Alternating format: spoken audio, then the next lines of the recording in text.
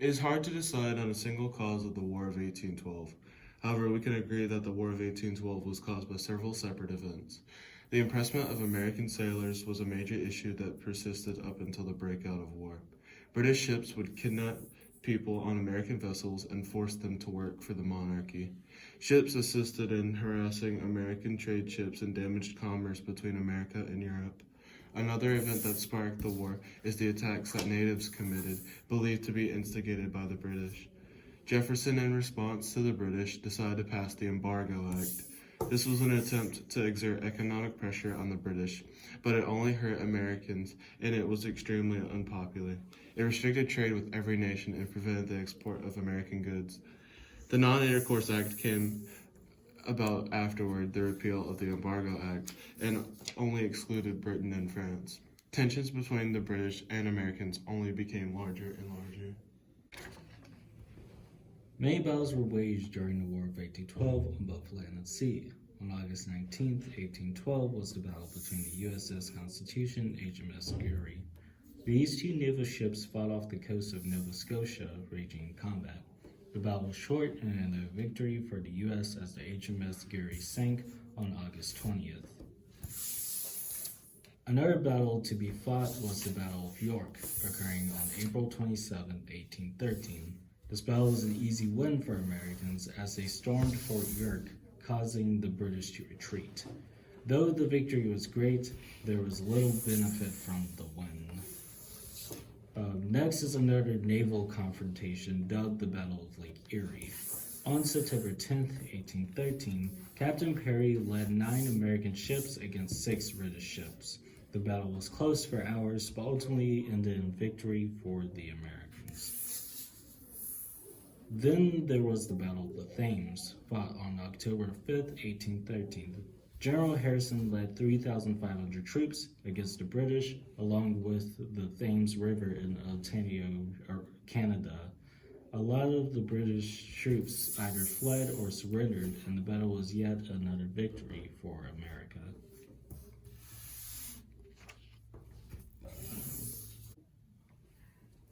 Continuing on with the many battles of the war, we continue with the Battle of Horseshoe Bend. On March 27, 1814, an army consisting of both Americans and Cherokees, led by General Andrew Jackson, were able to successfully beat the Red Sticks, gaining another win for America. Although it's nice to catch all these dubs, we sometimes may lose the winning streak. On August 24, 1814, that seemed to be the case. During the Battle of Bladensburg, the British were able to defeat both the American army and militia. Due to this loss, Britain was able to capture Washington and soon burn it to the ground. Feeling all cocky or whatnot after their victory, the British next intent was to head north and take over one of the largest, most important ports in America at that time. Seeking to acquire Baltimore, the British had no idea that the port was well equipped with more military, as it was the main port for the U.S., lasting from September 13th through 14th, 1814. The Brits failed to bombard the city under the leadership of young Major Armistead. This loss would be a significant turning point in the war, as it will be one of the causes of the British and American to come to a treaty later that year.